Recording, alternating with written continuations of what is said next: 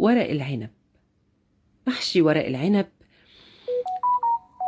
ازاي هعمله، وازاي هديله اللفه الجميله اللي تخلي منظره يشرفك في اي عزومه.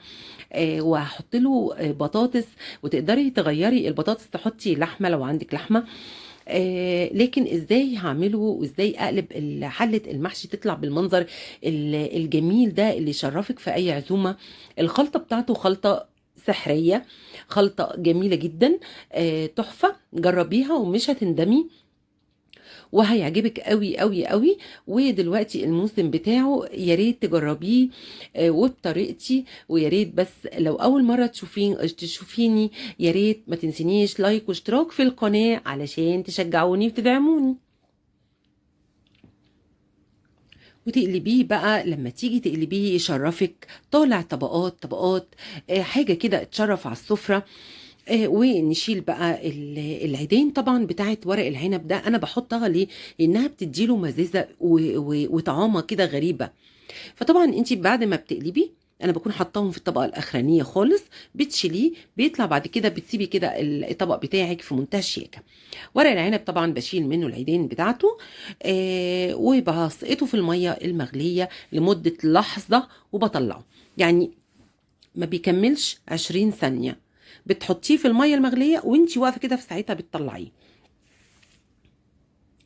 طبعا ورقه العنب تبقى ناعمه وما تبقاش خشنه وما بتبقاش كبيره قوي، لان الورقه الكبيره الخشنه قوي دي بتبقى مش لذيذه. طبعا هنا هجهز الحشوه بقى بتاعتي والطبقات اللي انا هعملها. اول حاجه بجيب عدد 2 بطاطس، بقشرهم وبقطعهم خفيف، واتنين بصلايه بقطعها برضو شرايح خفيفه، وليمونه بقطعها شرايح خفيفه، وكمان عدد 2 طماطمايه وبقطعهم، وشويه نعناع اخضر بيخلي الحشوه في منتهى الجمال. بجهز بقى الحشوه بتاعت ورق العنب. بكون مقطعه ومجهزه الطماطم والبصل، ونص قرن فلفل اخضر بسيط كده يكون حراق.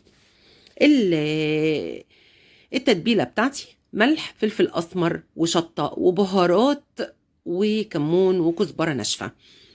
وبحط كمان جنزبيل. طبعا ده العيدين بتاع ورق العنب، انا مش برميه بستعمله. دي كوبايتين رز على ربع كيلو ورق عنب. 3 ربط او حزم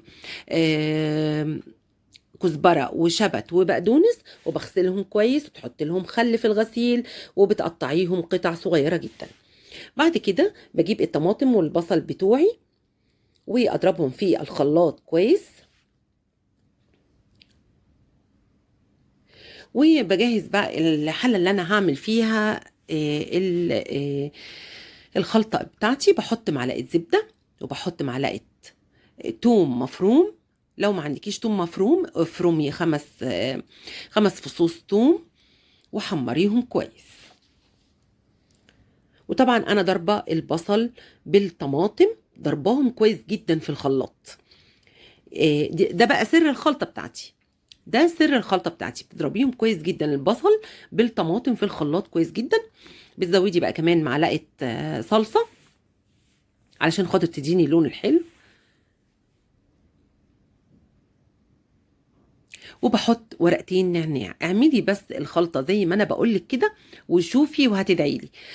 بيطلع المحشي طعمه تحفه تحفه تحفه. طبعا هنا بحط لها برضو البهارات اللي انا قلت لك عليها: فلفل اسمر، جنزبيل، كزبره ناعمه، كمون، شطه، ملح، بهارات.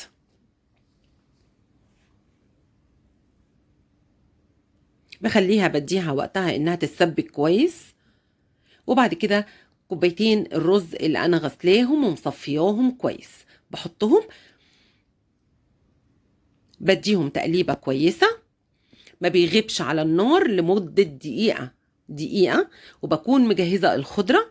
انا هحط الخضره وتطفي عليها فورا، يعني بعد ما هديها بقى تقليبه واقوم طافيه على النار على طول. دي طبعا ربطة شبت، ربطة بقدونس، ربطة كزبرة خضراء، ومتقطعين قطع صغيرة جدا. بتجهزي بقى الحله بتاعتك اللي انت هتعملي فيها، وتجيبي اكتر ورق عندك خشن وتحطيه في قعر الحله بتاعتك، وتحطي فوق منه العيدان بتاعه ورق العنب، علشان بيدي الورق العنب المحشي بيديله مزازه غريبه. بعد كده هترصي بقى البصل وترصي البطاطس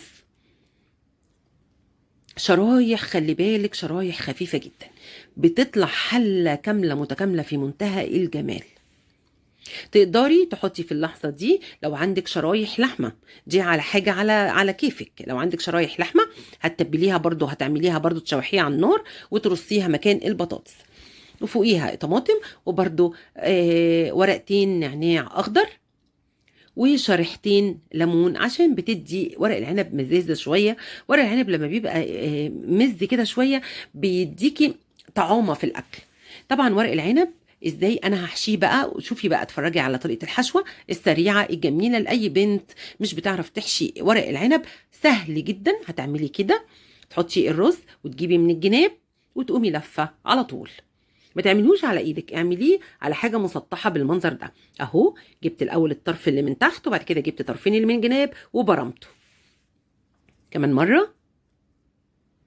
سهل جدا، مفيش حاجه صعبه، ولازم تعمليه ولازم تجربي. والبنات بالذات بناتنا الحلوين اللي لسه طالعين للدنيا مش عارفين يعملوا، اتفرجي على الفيديو ده وهيعجبك قوي قوي قوي، وصدقيني هتنبسطي جدا.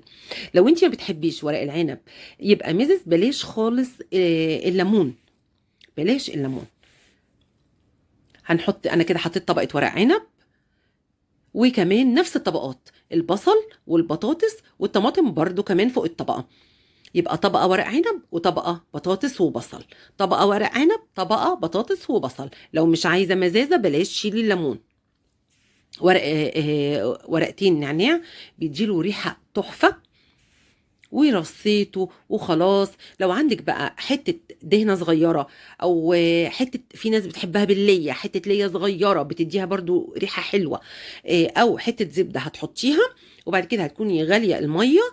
طبعا انا كبسته بطبق، اقلبي عليه طبق كده علشان ما يفرش ويطلع لفوق، اقلبي عليه طبق، حطي الميه تغطيه وغطي عليه بقى ووطي. وبعد ما يشرب الميه بتاعته حطيه على الشياطه وسيبيه على النار بالراحه خالص خالص خالص. هيطلع في منتهى الجمال، تحفه تحفه تحفه. هيعجبك قوي قوي قوي قوي، بس جربيه بالطريقه بتاعتي. ويا ريت لو اول مره تشوفوني، يا ريت اشتراك ولايك وتعليق جميل كده منكم علشان تشجعوني وتدعموني. والى اللقاء.